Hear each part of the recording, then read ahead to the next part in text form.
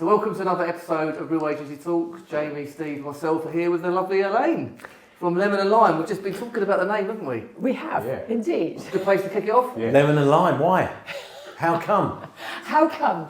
In 2015, my accountant told me that I had to separate out what I was doing as a staging business from my investment business, which is kind of how I fell into this. And I was sitting around the kitchen table at breakfast with my 4 children, who were quite young at that point, and my business coaching was called Zest Business Coaching. Said to the kids, what are we going to call this business then? We've got to find another name. And then looking around, searching for inspiration, and I vetoed several things, including apples and bananas, and whatever the dog was called at the time. And eventually they said Lemon and Lime, and I thought, right, I'm done now. They've got to go to school. Let's get out of the house. We'll call it Lemon and Lime. There you are. So you mentioned that accident. Sorry, Jamie.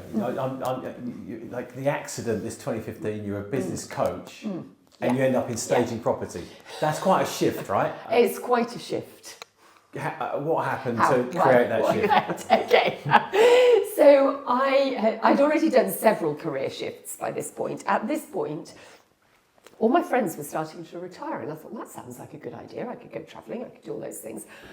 My developer husband left. I was left with 4 small children and some residential and some commercial property. And this was just post-crash. This was a few years before, so kind of 2009, 2010. And it seemed to me like common sense to tidy up a bit and to put a lick of paint on my rentals before I got a new tenant, maybe change the kitchen, that kind of thing. And started doing that. A friend of mine then moved to Budapest, and leaving her property empty and on the market, I drove past and said to her, you can't possibly sell it looking like this. So she said, well, you'll have to sort it. I can't come back. So I brought in kind of student friends and children of my friends and so on, and we painted it and put a little bit of furniture in, and the agents achieved about 60,000 more than they had ever imagined in a very difficult market. So the agents started coming to me at that point and saying, could you just explain to my client that I can't sell their house looking like that? And I kind of brokered that difficult conversation, if you like. And it's grown from there. So your company strapline is, you can't possibly sell your house looking like that. Yeah, love that. Pretty much. That's good, that's catchy. Direct. And you're right. And you're right. Oh, well done. Yeah. That's great. So, and fast forward to today. What does how does the business operate?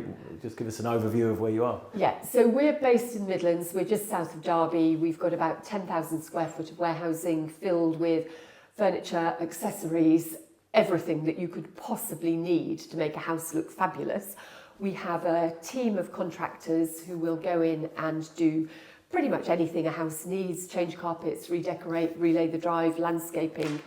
Ahead of a sale, and I've got a team of people, some who are headquartered there and some around the country, that help us make houses look amazing before they come onto the market, for the sole purpose of getting a high offer quickly, so that we're really maximising every sale for the person that's selling it, and at the same time helping the agents get those sales going through quickly. That's what every client wants, and that's what every agent wants. Absolutely, isn't it? So you're helping facilitate everybody wants the goals. Yeah, once somebody puts the house on the market, they're trying to move on to the next stage of their life.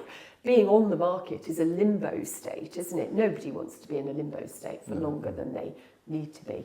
So the client is the vendor, the seller.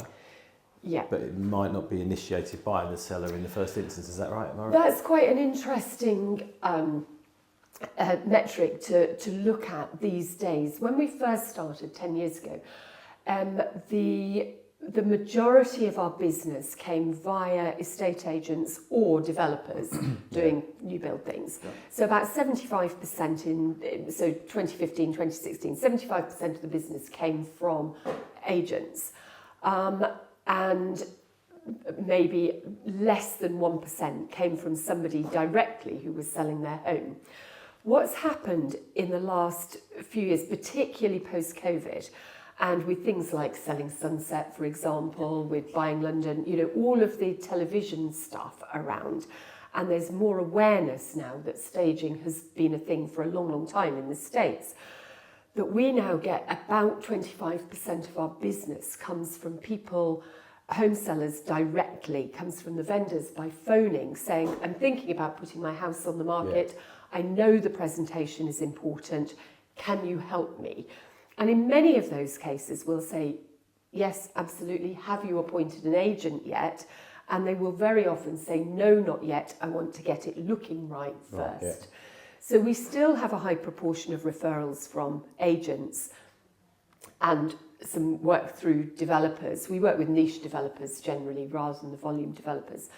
But we now get about 25% direct from home sellers who know that it's an important thing. Yeah, got it. And sometimes, in lots of cases, if their agent doesn't recommend what we do, they will find us anyway and then choose an agent that really believes in the process of staging, as opposed to appointing somebody who said, oh no, don't bother with that, love, you'll be fine. Yeah, I from the point of view of being an agent, I was thinking more about new homes initially when you were talking earlier, but we started to move into the higher end sector, and a lot of the houses we go to, people are asset rich, cash poor, so the houses can be quite dated. Yeah. And on a larger scale property, that's probably more obvious than say a 2-bedroom home if it is tired. Yeah. So I think that would be a really valuable service because money, the actual sale price is really important. So the next chapter could be the final move, downsize, or release equity for retirement. So I think that would probably be a Yeah. Well, they only sell it once as well, aren't they? Yeah. So to spend Yeah.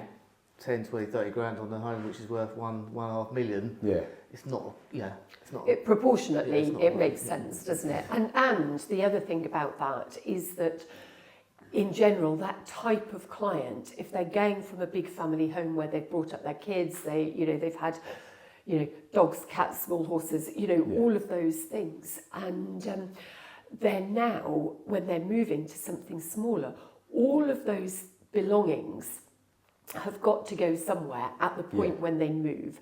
And so by using somebody like us to begin with, before they launch it to the market, we're helping them move, but at a point where the work that we do has a positive impact on their sale, because they're selling to somebody that's a generation or 2 generations younger, perhaps, who wants to see a more minimalist look, if you like. So bounce this back to you guys as agents, Jamie and Adam.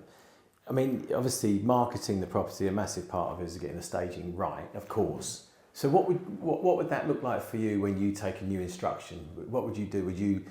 Have you taken external services, or do you turn up when the photographer's there, or do you rely on the photographer? How does it work? Well, from our point of view, we outsource photography. I would always go when the photographer's there because... Interesting, because I haven't experienced that. So sorry. I think for me, maybe if I had an in-house team, you might say that they can go because they're used to working with you and how you want your photograph staged. But for me, I always go with them. To do the physical setting up for the photos, right? So there's a bit of rapport building between the photographer and the owner, so I'm there to facilitate that because I met them. And then there's certain shots or things that I think I would like included, because sometimes the photographer might have a different idea, and often that's positive for us as well, because he'll tell me or she'll tell me, actually, what about this shot? So I think it's important to go there, and also with moving things around as well. But so many agents don't go. No, and I think going back to your question is, if you really care about the client, you should be able to give them the best advice, whatever it is. If it means you should really think about getting rid of that kitchen, or like the question you had earlier at the event was, if the home needs loads of work and is a do-up for type of property, sometimes it might be the advice that you should do something. Sometimes it might be like, actually, the best thing is to leave this, because it needs so much work. It's a bomb site, and there's no, and it's a different buyer. Yeah, it's a different type of buyer. But and I think I'd like to ask you a question of, so from an agent's point of view, most of the listeners here are going to be agents listening to this and picking up tips from you. Is there a retention you see? So like from the clients who recommend your services and then you go and stage a home, what's the retention like for an agent? Say, will that client stay with that agent till the end? Yeah, yes, generally that happens. There are 2 ways in our world where that happens. First of all, that the client sees that the agent that's recommending our services, for example, is the agent that really cares about them. And very often, when you go out to do a market appraisal in the first instance, that family, that client, has had 2 or 3, maybe even more agents round, if you are the one that's recommending experts to help with the presentation, or you're able to do that in the smaller cases, where there's less that needs doing, you're able to do that yourselves, then the client believes from the minute you've set foot through the door that you really care about them. We do sometimes tie in the staging with a particular agent. So we'll say to a client, look, we will stage this property as long as you're going to use this agent, because if they've come to us with no agent to start with, for example, because sometimes we can do the most beautiful staging in the world, we can get fabulous photography in, and then they use an agent who just sticks it on Rightmove and keeps their fingers crossed. Well, I'm a mathematician. I really like the great stats. I don't like the stats that come from agents who really, really aren't going to then promote that property, or who have overvalued it, and it then causes a problem when the mortgage valuation is done, for example. That's a great segue, actually, talking about mathematicians, because some of the things you've shared with us off camera today really opened my mind up to. So do you want to share a little bit how you look at staging and with numbers and the light and some of the things we were talking about earlier? Yeah, do you mean in terms of return on investment, or in terms of what we talk about with colour? I think colour, both aspects. Start with colour. Okay. I've not heard anyone talk about it before, have you? No. Okay, so people will say to me, well, how are you in a creative industry? There's an assumption that I'm a creative, that I'm an interior designer, I'm a mathematician by background. I then am a business coach, so I've got 1,001 ways of selling. Oh my goodness, you can't sell it looking like that. But the point really for me, about being able to teach people to stage for themselves, or to teach people coming into my team to be able to stage. So I see staging as a mathematical concept.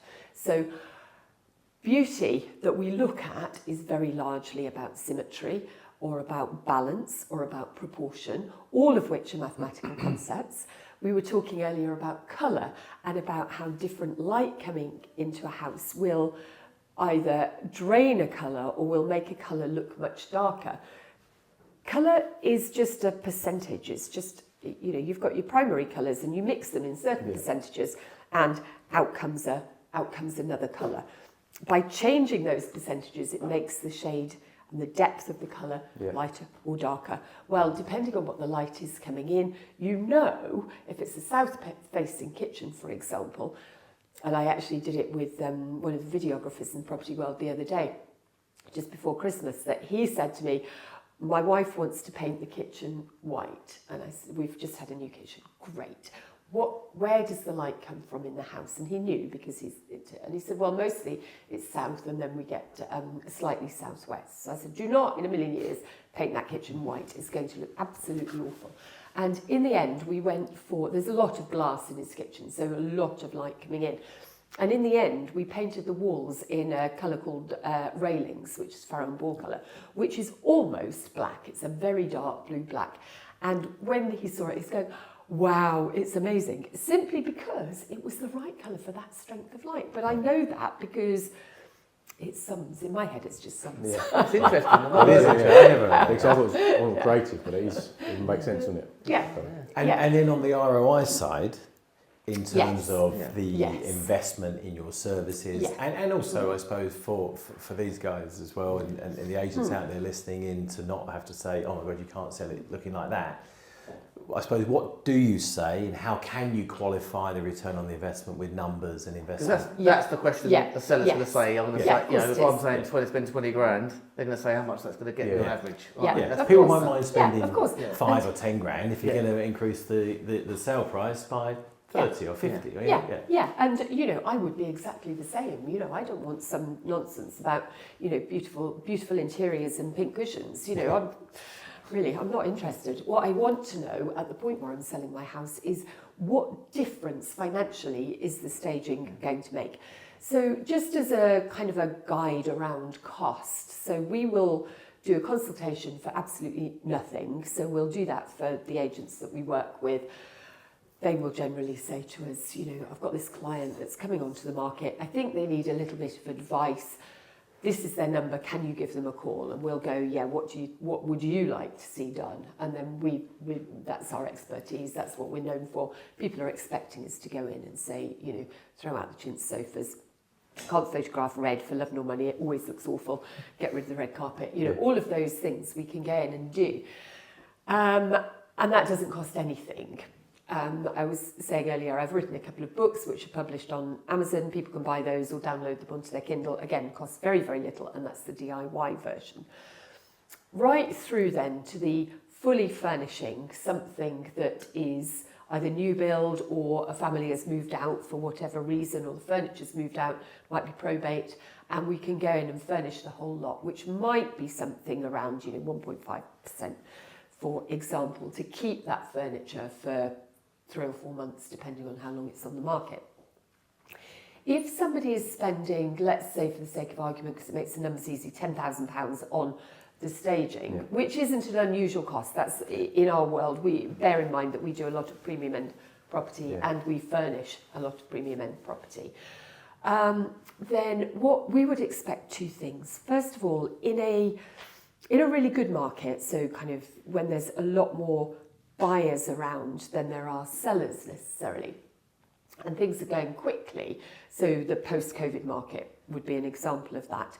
The staging would then be driving the price upwards because it's creating competition for that property. You might get 3 or 4 or 5 people bidding on that house because there aren't a lot of houses around, and it's the perfect one.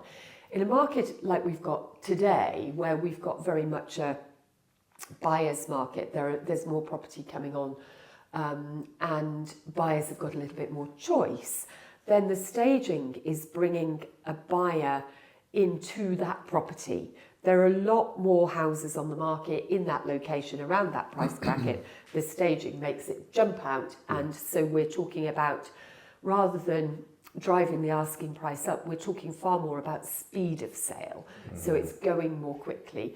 We, on average last year, our properties that were staged were selling in, or accepting a first offer in about 25 days, against a national average from the Rightmove stats of, I think, 66, 67 days. We were also still getting last year where the average selling price was about 96, 97% of whatever it was listed for in the first instance. We were still getting around 102%. Wow. So there's still that differential. Now, if that's in a property that's £1 million, say, then you could be looking at 50,000, you could be looking at as much as 100,000. And also, of course, if the sale time is shorter, you haven't then got the costs. You're not servicing a mortgage, for example, paying all the utilities. And then you've got the added benefit of, if you're a developer, you're not going to get stuck with it for 6-9 more months paying interest or anything like that. So there's saving there. And if you're a seller, what I see a lot in this market where Jamie and I trade is a lot of the time the speed of the sale's too slow for the person to get the house they want to buy. So you can actually facilitate, by speeding that process up, they're going to end up buying the home they want to. And you get far less fall-throughs, of course. You know, if you can speed the process up, then the risk of fall-through is massively reduced. So we're speeding up the front end of that. Sadly, we can't do anything about the conveyancing process, but what we can do is to speed up that bit. So sometimes people say, but how long is it going to take me to get on the market? It's going to take longer to get on the market. Our average time to get on the market from a quote being agreed to the house then being launched on Rightmove is 2 weeks. At which point the agent is doing, all the compliance stuff, all the getting the brochure ready, lining up all the marketing materials, if you like. And we say constantly to agents, actually, if you slow down that speed to market very slightly, you can massively increase your speed to sale. Because just because you get on the market quickly doesn't mean you get the sale quicker. If the house looks terrible... And I think that goes in hand with any quality. I believe in a staged approach as well. Because just putting it on the portals, you just, anyone can do that, can't they? So I think phone buyers and WhatsApp, so I think that goes hand in hand with that sort of like, you could do behind the scenes with the stages. And they're coming soon, and they're behind the scenes and all those things. Most of the clients I would deal with, I find if there's more of a method and strategy to get into the market, they're more motivated anyway. Yeah. Yeah. The sellers that are rushing into the market are often not perhaps quite on point, you know, not listening to our advice as much. Not your ideal client, Jamie. Not your ideal Yeah, client. yeah, exactly, yeah, because you're rushing as well. You know, if photography's booked in a professional, you know, one of our photographers, then it's going to be at a point where we know it's the best day to photograph it. It could be a week or two ahead anyway, and that's the best thing to do rather than rush it. So it would go hand in hand with that, I think. In terms of, I'm thinking estate agents listening in terms of tips and tricks and anything you might be able to offer, just as, you know, stuff that, you know, if people come along, you know, agents that go along with the photographer, what I suppose two questions. What are the common errors, and what advice would you give as simple tips and tricks? You know, the cliched thing of declutter, take away personal effects, get the lighting right, but what else? I think the first thing that I would say to agents and to, well, two things, I guess, to home sellers as well. First of all, you have to know who your target buyer is. Who's the demographic that's going to buy this property? Is it the same as the person selling, or is there a generational gap? Is there a, you know, is it going to a first-time buyer? You know, there's a whole lot of assessment, what I would call assessment of who that buyer is going to be. And you're targeting the marketing, because staging isn't interior design, it's marketing. And you're targeting the marketing to that buyer. Yeah. So if, for example, it's a first-time buyer or somebody buying their first 3-bedroom home because they're looking to start a family, for example, what are the trends that they're looking at? You know, what are they thinking about? What's really important to them, both in use of rooms, but also in colours, in textures, you know, all the natural materials that have been around. It's quite cheap to go to Dunelm or, you know, whatever, put in some beautiful lampshades and some textured cushions, and it makes a huge difference. Right. So I think there's that bit. I think the other thing that I constantly remind agents about is that the consumer market for an estate agent, so the buyer of estate agent services, is it's probably one of the least sophisticated markets that you will ever come across. They sell their house, you know, people sell their house once every 12 years, something like that on average. Lots of people that we deal with haven't sold a house for 40 years, you know, way before Rightmove, way before social media marketing. And you're basically selling the house to them 40 years ago, aren't you? Yeah. But in now, they loved the house back then. But they simply don't understand, and lots of agents that we come across that just make me tear my hair out, that will not really take the time and the care to explain to clients that how important the visuals are. They'll talk about, oh, well, we're going to list you on Rightmove and Zoopla and on the market. Oh, absolutely marvellous, which is a little bit like, you know, if you go to buy a car, somebody, you know, the car seller says to you, it's got an engine. You know, actually those things are to be expected these days. So what else are you doing that goes over and above the normal? Which can, in other words, in a flooded market where agents are all saying the same thing, having this tool in your toolbox makes you a difference, doesn't it? And they don't have to know everything that you know. They can just get in the experts. And while we're getting it to look great, we're going to do some coming soon. We're going to do some behind the scenes stuff. You know, we're going to talk about who your buyer's going to be. You know, you can talk about so much stuff on your social media. And then when it comes to market, people are really excited. And then when it looks amazing, they go, oh, I need to rush and see that because it looks amazing. It's been really well marketed. What I love about that is if all your sellers wanted to use someone to come in and make their home look more beautiful, all your homes on your website are going to look beautiful. Absolutely. And it's going to attract more people who've got those similar Send me your agent of choice. Yeah. That's what I love. For sure. I love that. Because messaging is selling a dream, right? So it's the messaging of that visual. Very, and it really is up to the agent. And so many agents, forgive me, are quite lazy about it and just think that putting the house on Rightmove is sufficient. That's not advice. It's kind of where I started actually, and it's great, you know, you guys turn up with the photographer, because I think I've probably listed as a either investment properties or my personal property, 10 properties in the last 2 years, let's say. And I don't think the agents turned up with a photographer, any of them. Any of them. Yeah. They've just sent the photographer out, and it's down to photographer, like, move that, shift that over there, whatever. Yeah, can you clean it up a bit? Or, not that it was dirty, of course. But, you could have done the washing up. I mean, come on, basics. Fantastic. Or stuffed it in the dishwasher. As agents, Jamie and I have had that, where you get there, you think, they knew the photographer's coming. And they're still in bed. And you see, I hear a lot of agents saying, that's the homeowner's responsibility.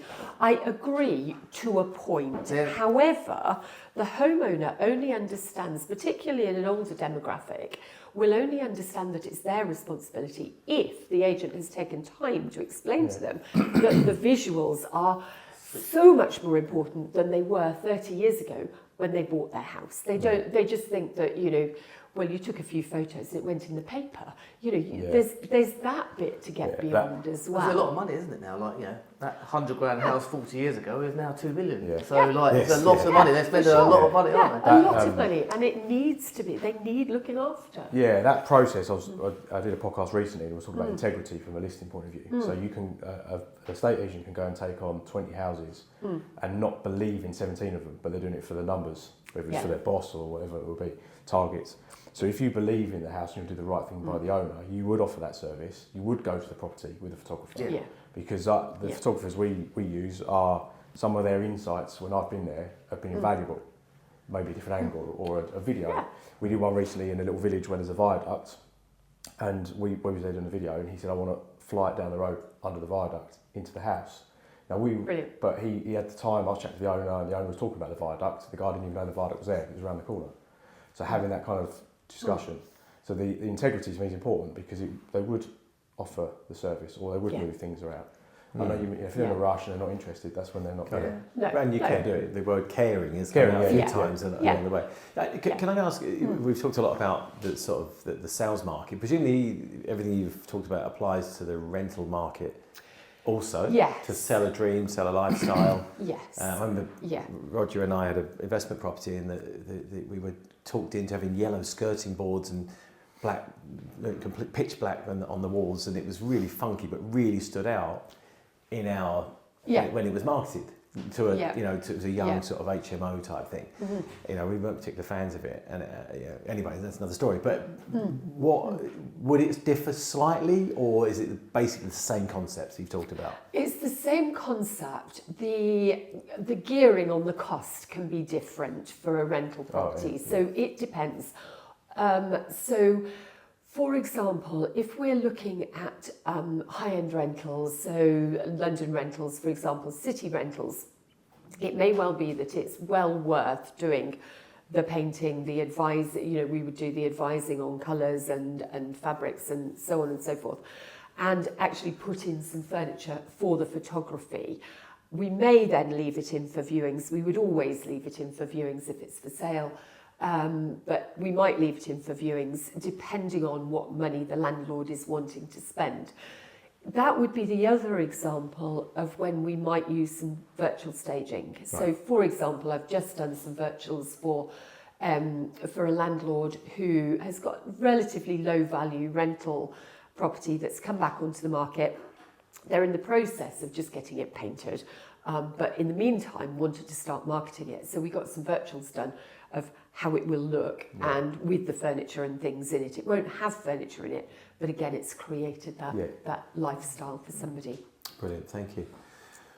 I'm conscious we could talk all day. No, it's really interesting. It's so interesting. It's so interesting. I think it's good to see, because it's completely different from the agent's point of view. It's a different conversation. Yes. Most of it's built around Rightmove and the usual stuff. So it's we're at the end of January. We've just done an event with yourself, and it was great to see so many people engaged, and some younger agents coming up to me at the end going, "How?" Yeah, it was fabulous. I had there were lots of good questions, as you know, and then people came up to me afterwards and asked some really good questions. So anyone listening, make sure you download the book, and the two books, what they called again? Absolutely. So the first one is called Sell High, Sell Fast, and the second one that was published last year is called How to Sell Your House. Wait, everyone's going on. My pleasure. Thank you very much for having me.